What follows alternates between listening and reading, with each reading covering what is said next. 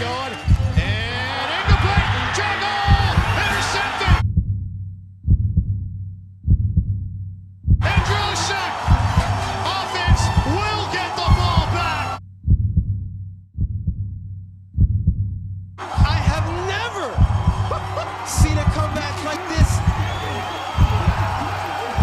ever.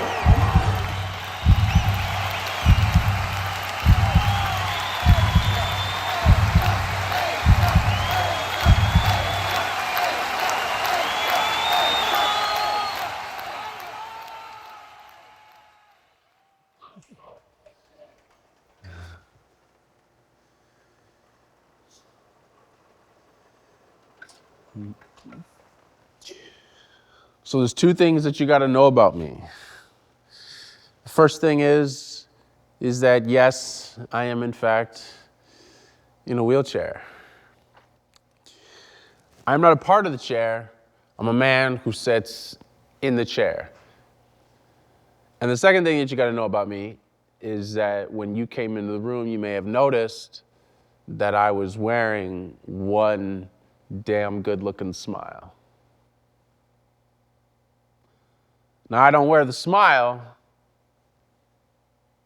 because I'm in the chair. I wear the smile because I have the opportunity to wear the smile.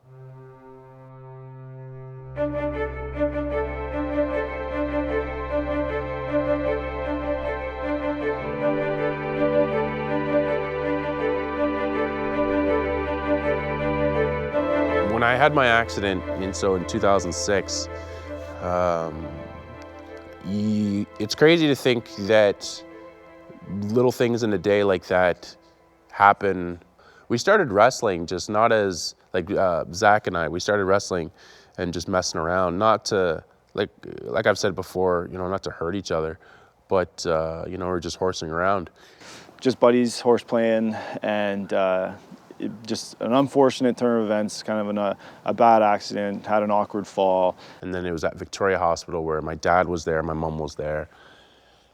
And that's when the surgeon had briefed us and updated us about, my diagnosis, which was, I had a spinal cord injury and that I was paralyzed from the neck down.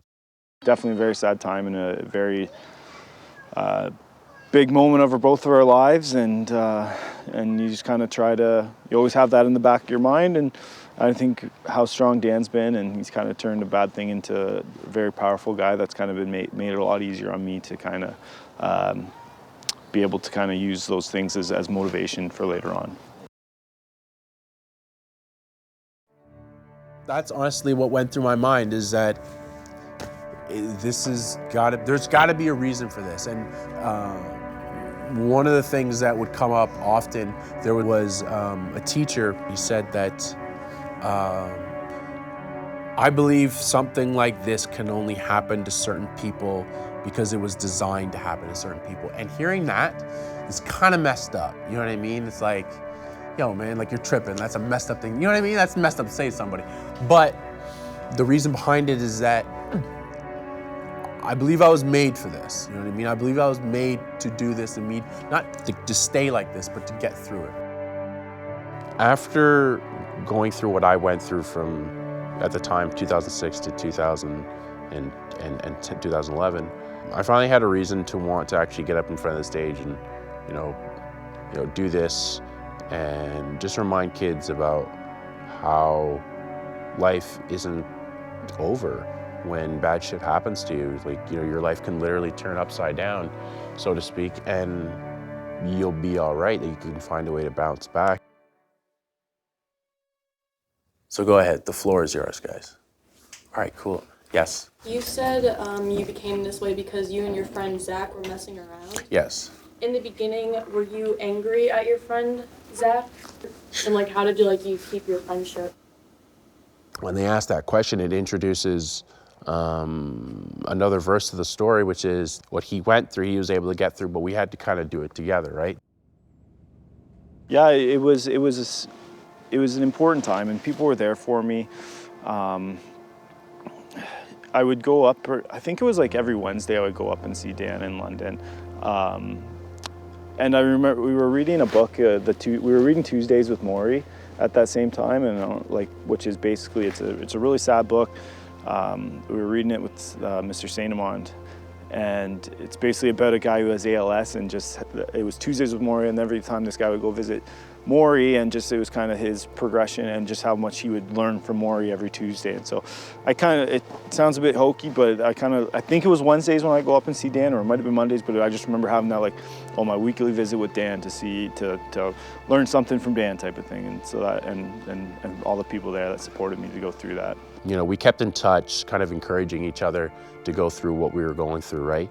As much as, you know, he felt bad about what had happened to me, I felt bad about what he had to go through on his day-to-day, right? Like, you know, his girlfriend, his wife now, but his girlfriend at the time, she had told me, Carly had told me that, you know, he felt bad sitting in the cafeteria, like laughing with friends because, you know, Dan's in the hospital, not being able to laugh or, you know, enjoy himself or whatever, right? So he just, you know, carried himself a different way after what happened. I was never angry at him, and I believe this wholeheartedly, that resentment, do you know what that is?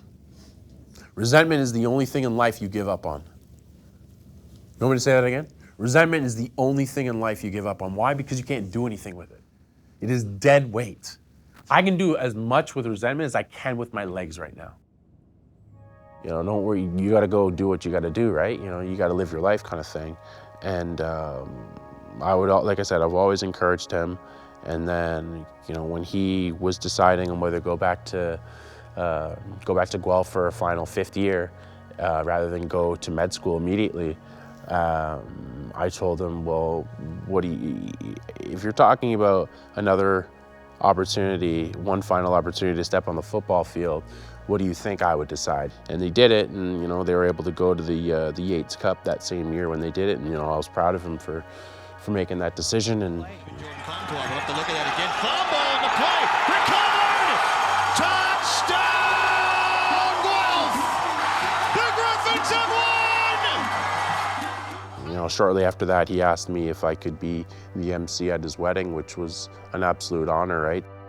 He likes to talk, he likes to have a good time, he likes to, he was perfect for an MC at our wedding, and at there wheeling around on the dance floor, and yeah, it was great fun. But I think now, and I think Dan's the same way, it's kind of, we're at that like growth phase where it's like, all right, you move on from the past and make that, turn that into a positive as much as you can, right? So I think that's where Dan and I are both at. That you know, it's obviously still a sad thing, and you're always thinking about it a little bit, but I think we both kind of, this is our new life now. And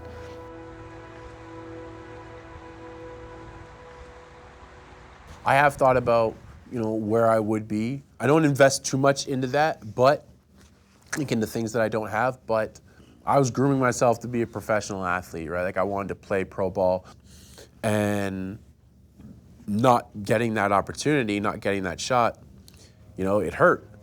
But thinking about that for too long, like I know I wouldn't be here where I am at if I had done that, right? I have always felt a need to show how thankful I am.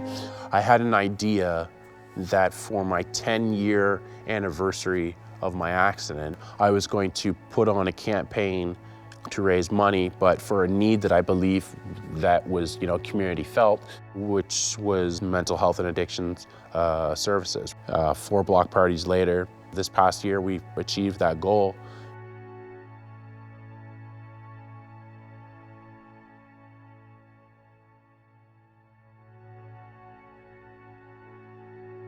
When you have goals in life and you want opportunities, is the easiest way to get and to achieve those goals and to get those opportunities is to be in the red zone as long as you possibly can.